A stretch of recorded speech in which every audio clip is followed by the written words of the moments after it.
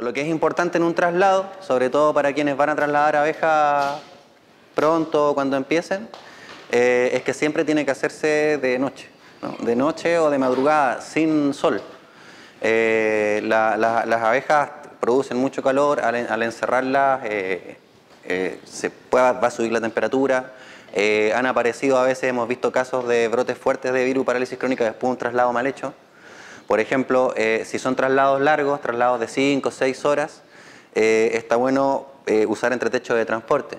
Los entretechos de transporte que usamos nosotros son entretechos comunes y corrientes, pero con agujeros grandotes enmallados, para que ventilen. Cuidado con la malla, hay abejas que le dan maña a la malla, empiezan a roer y se te terminan escapando por la malla. O sea, ideal una malla metálica o plástico fuerte. Y bien chiquita como de mosquitero. Claro. Claro. Nosotros usamos la misma malla del piso técnico en transporte. Si son núcleos, por ejemplo, estás transportando en núcleo, los núcleos no tienen piso ventilado. Cuando haces un traslado, el hecho de tener pisos ventilados también te ayuda un montón, porque hay circulación de aire. O sea, si es que no tienes colmenas con piso ventilado, o estás trasladando colmenas en cajón nuclero, que son cajones más chiquitos, ¿no? para cría, entonces tienes el entretecho de transporte ventilado, pero pasa que en el camión, en la camioneta, tú pones una sobre la otra.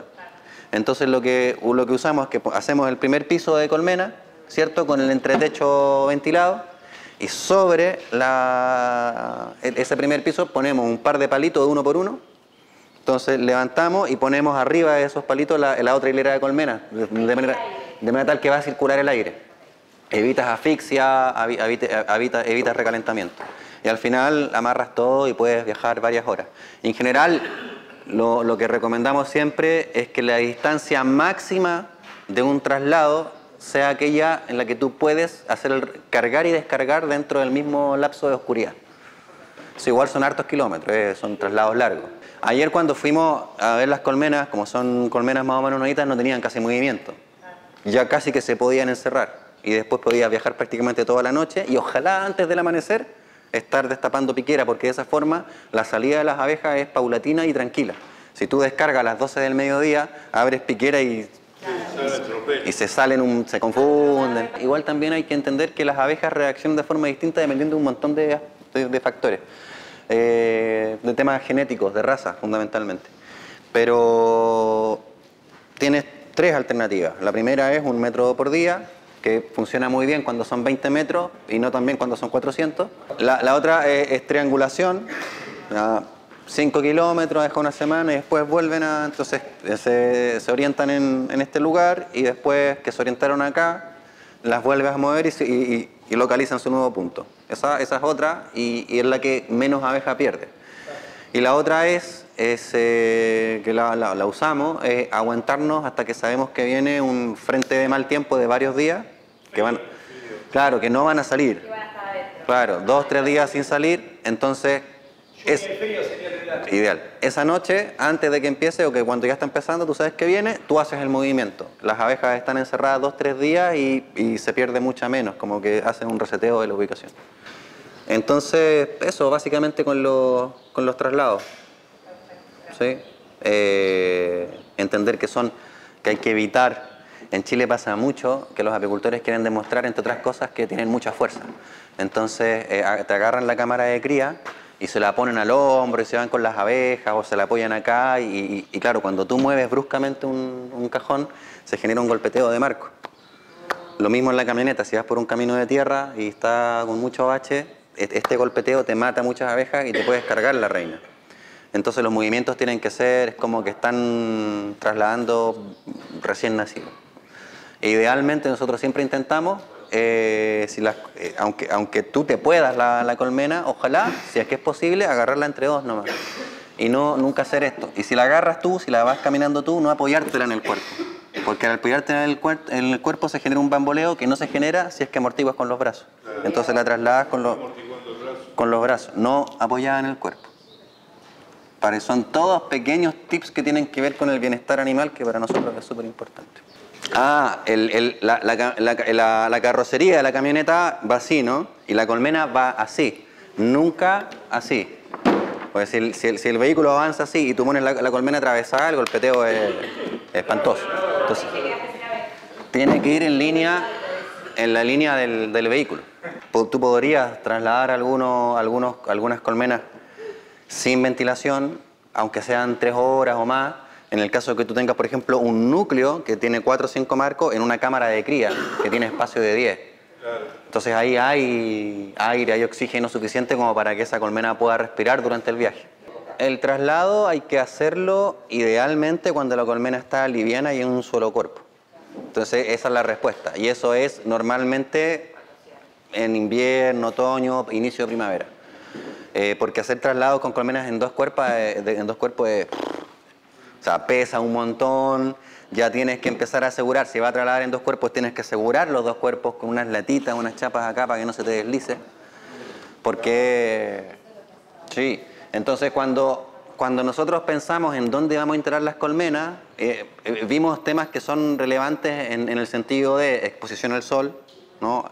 Protección de los vientos, en fin, todo lo que conversamos ayer, pero hay un tema que no mencionamos y que es probablemente el más importante, y es el acceso.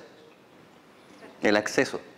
Tú tienes que poder llegar con una camioneta a la colmena, ¿no? Porque tienen que considerar que primero van a trasladar, que las colmenas pesan, y que probablemente van a tener varias abejas y que hay un flujo permanente de material entre el apiario y la bodega, o el galpón, no sé cómo le dicen acá, el tinglado. Y cuando tú tienes que llevarte las alzas con miel, esto te pesa 30 kilos. Es decir, son 30 kilos concentrados en un cuadradito pequeño. A lo mejor las primeras 2 bien, pero si son 25, 30, 40 alzas las que tienes que mover, ya no te hace mucha gracia. Otro par de paréntesis, son pequeños datos que no están en los contenidos, pero está bueno transmitirlos.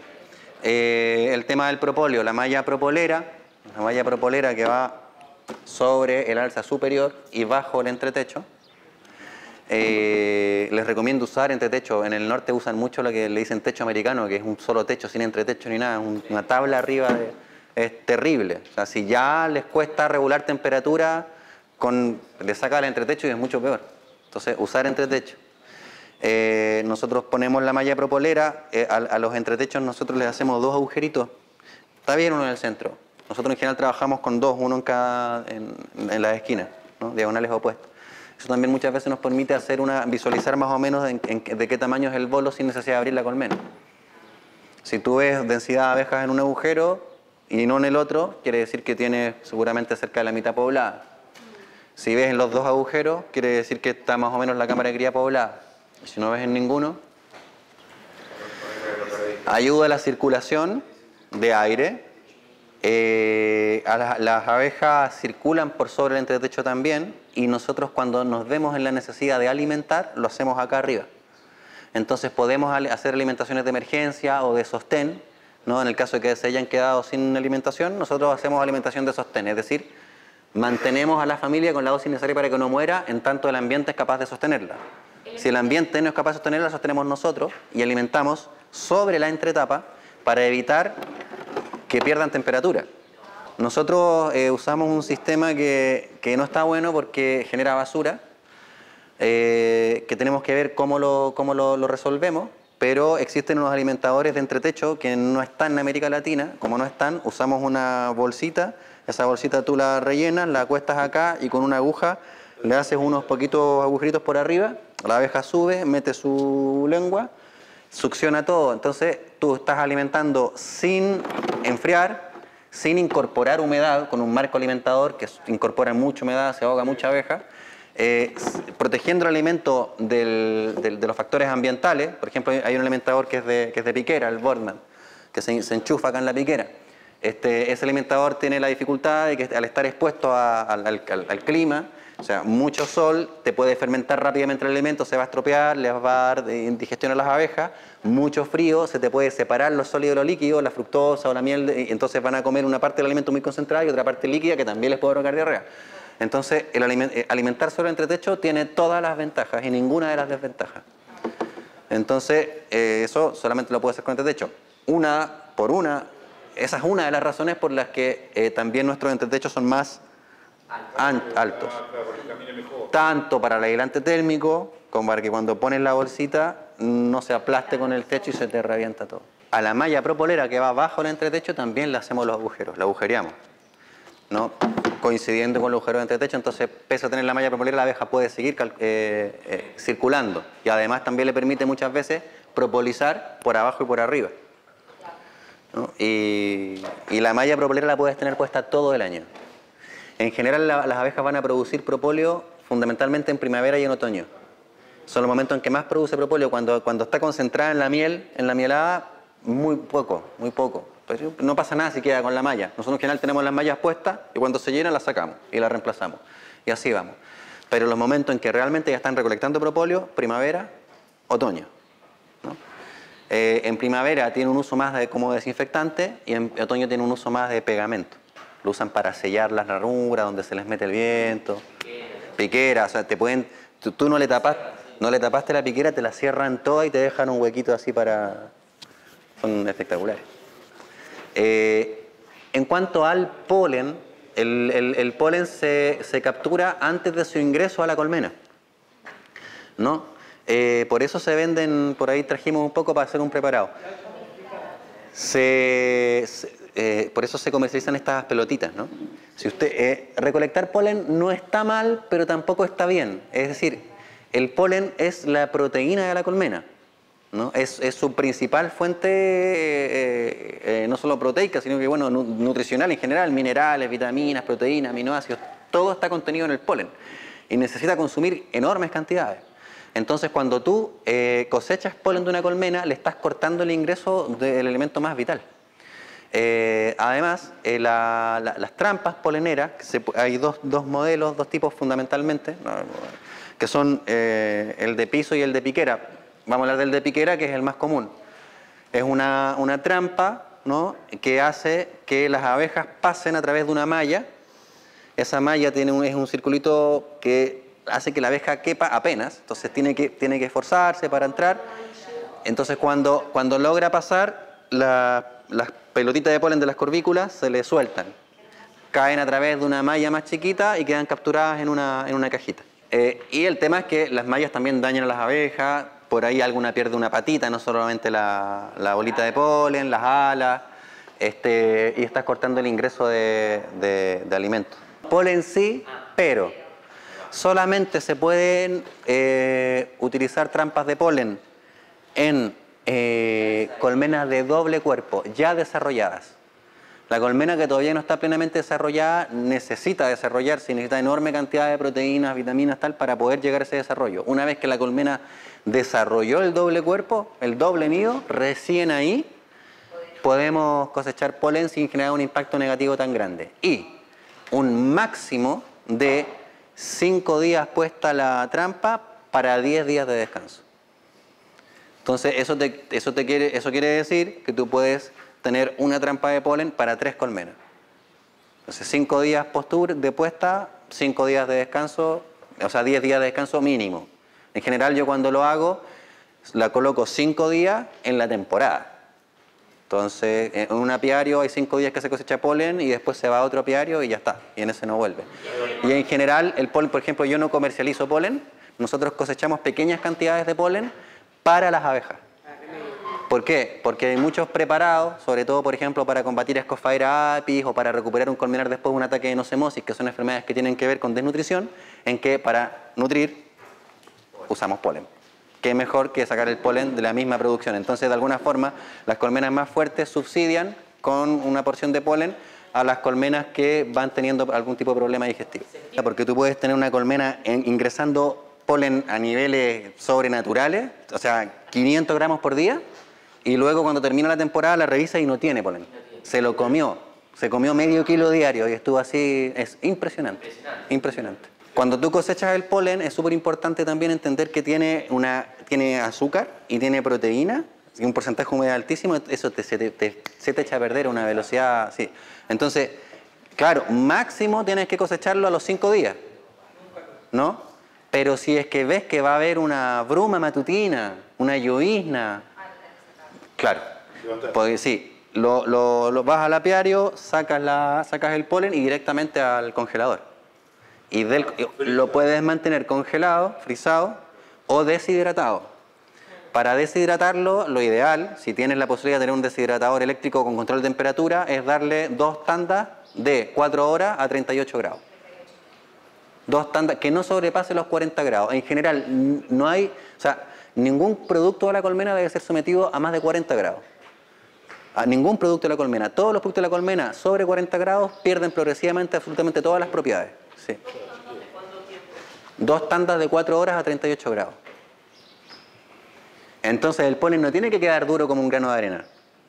Tú tienes que apretarlo y tienes que apretarlo un poquito y conservar la forma, ¿no? Pero seguir semi blandito. Acá se lo deja... Piedra. Sí, crocante. No, está pasado. Está pasado. No puede quedar crocante. Vos sabés que todos te dicen, te lo piden, no, está húmedo, es que cuando está un poquito más blando. No, si tiene que estar un poquito blando. Cuando está crudo, tú lo apretas y te queda todo el dedo amarillo, se deshace. Sí, como cuando está Claro, no tiene que deshacerse, pero tampoco puede estar duro. Y ahí está óptimo. Y se conserva, no sé, yo tengo por ejemplo polen así conservado a temperatura ambiente hace más de un año y está perfecto. La miel conserva los alimentos, pero si haces miel enriquecida con polen o con propóleo o con polen y propóleo, que está buenísimo y es medicinal, no es para endulzar el té, tiene que ser batido. Tiene que batirse, son varias horas de batido muchas veces para que se integre, porque de lo contrario va a decantar y el polen va a subir a la superficie y aparte de que te queda feo, igual se te puede echar a perder la superficie, puede honguearse. En el verano muchas veces hay un ingreso fuerte de polen igual porque están ingresando el polen para alimentar esa enorme cantidad de cría que tiene que pasar el invierno. Pero hay que tener cuidado, o sea, siempre hay que tener ese cuidado. Puedes cosechar, pero siempre entendiendo que si se te pasa la mano vas a condicionar la sobrevivencia de la colmena. Tenemos unos estándares, son los estándares de la apicultura natural regenerativa que se desarrollaron con la red chilena y que sobre esos estándares la red argentina también está empezando a trabajar, porque capaz que se deciden cambiar algunas cosas, es normal, dentro de unas ciertas éticas, ¿no? Y dentro de esos estándares, por ejemplo, la cosecha de jalea real no está permitida, porque no es compatible con el bienestar animal. No existe una forma de cosechar jalea real que no implique sufrimiento animal, ¿no? La jalea real es un... Claro, tienes que hacer una crianza sistemática de celdas reales y abortos sistemáticos de esas reinas para poder extraer la jalea, porque la jalea se concentra ahí. Y es normal que una colmena, tú puedes hacer cría de reina, tú haces una cría de reina y tienes dedicada a eso una colmena un mes, 20 días, y después continúa su ciclo productivo normal. Pero una colmena destinada a producción de jalea real se destruye en su naturaleza. O sea, no, tienes que básicamente destruirlo. Al no ser compatible con el bienestar animal, no se puede, o al menos sí, o sea, como en Chile ya tenemos un sello de certificación, no puedes tenerlo y producir jalea real. Otra cosa que no se puede producir es apitoxina, porque es espantoso, el veneno de abeja. Entonces, el veneno de abeja, hay una forma de aplicarlo en vivo, es decir, con la abeja picándote, en que la abeja no muere porque no pierde el aguijón. Pero tienes que adquirir la destreza, que está increíble, porque incluso puedes agarrar de la flor, se aplica al paciente y ya, al principio con una pinza, después lo hacen con la uña, le empujan suavemente el aguijón hacia afuera y la abeja sigue vuelo y no pierde el aguijón, queda perfecto. Entonces eso sí está permitido, pero no está permitido matar a la abeja, ni mucho menos cosechar apitoxina. Entonces, sepan eso, si ustedes se compran un champú, un jabón con jalea real, una cremita, ahí hay tortura. ¿No? Sí, si importa. Digo. Son pulsos eléctricos, la abeja está caminando, se electrocuta un poquito y eso hace que pique y absorbe el veneno y así se... Además, el veneno cosechado así es una porquería, porque el veneno se oxida, lo mismo que la jalea real, en contacto con el oxígeno se estropea la mayoría de sus propiedades. La única forma de recibir veneno de abeja y aprovechar sus propiedades terapéuticas es directamente desde el aguijón al torrente sanguíneo. O sea, desde el momento que lo sacaste de la abeja y tomó contacto con el aire, ya está, se oxida. El veneno de abejas es bueno para un montón de enfermedades, sobre todo autoinmunes. Es poderoso, es muy poderoso. Artritis, artrosis, jaqueca. Sí, la apiterapia, en realidad, la apiterapia va mucho más allá de solo el veneno. Es como la medicina va mucho más allá de la acupuntura, la medicina china.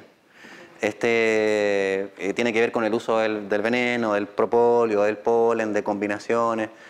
No llegas a curarte del todo, pero puedes convivir perfectamente. O sea, en general como antiinflamatorio también, aunque te inflama, es curioso. Estimula la circulación de la sangre, túnel carpiano, tendinitis, tensiones, nervio ciático, lumbago, en fin, tienen un montón de aplicaciones. En general uno se hace picar. Hay una escuela, hay una línea española de apiterapia en la que la abeja decide dónde pica. La línea que se practica en América Latina en general, lo que hacen es que asocian los puntos de acupuntura con los puntos de apipuntura. Entonces te van picando los puntos de acupuntura para tratar distintas dolencias. Se habla de unas tasas notoriamente más bajas de cáncer, por ejemplo. O sea, muy pocos casos. ¿En personas picadas? En apicultores, que los están picando todo el tiempo.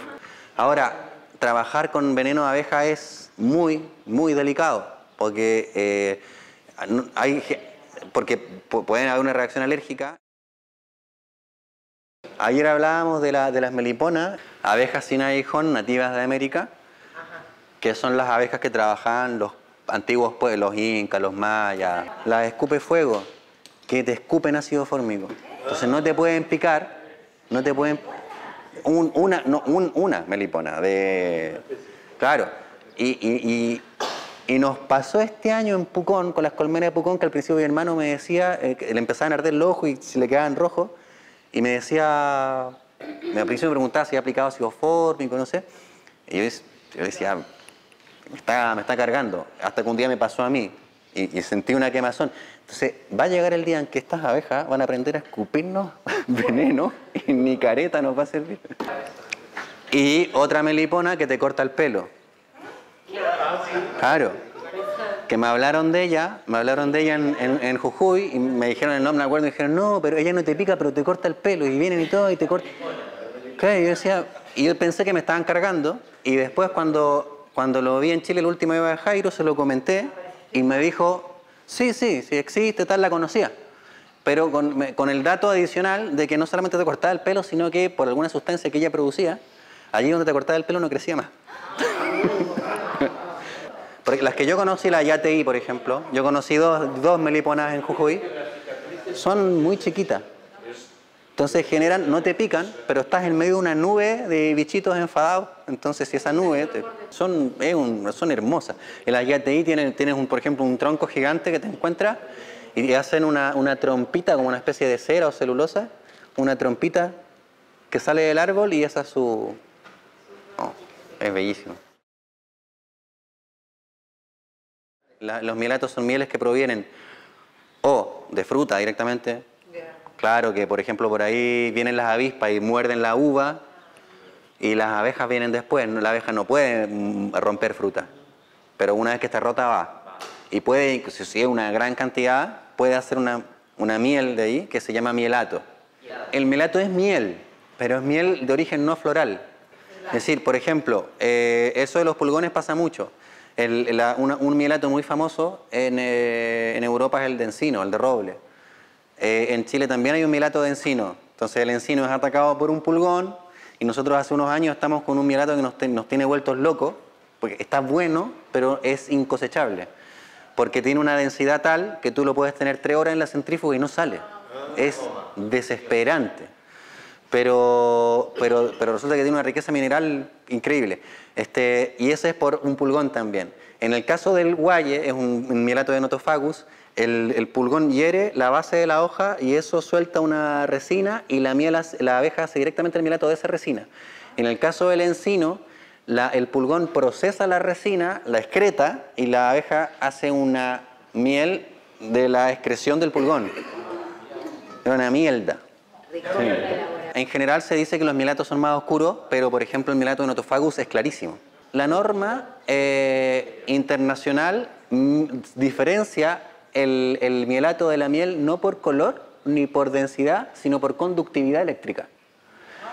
Entonces, las mieles con alta conductividad eléctrica, ya sobre 8 puntos, que no sé cuál es la unidad de medida, no me pregunten, pero sobre 8 puntos, 9, 9.5, tal, se consideran mielato.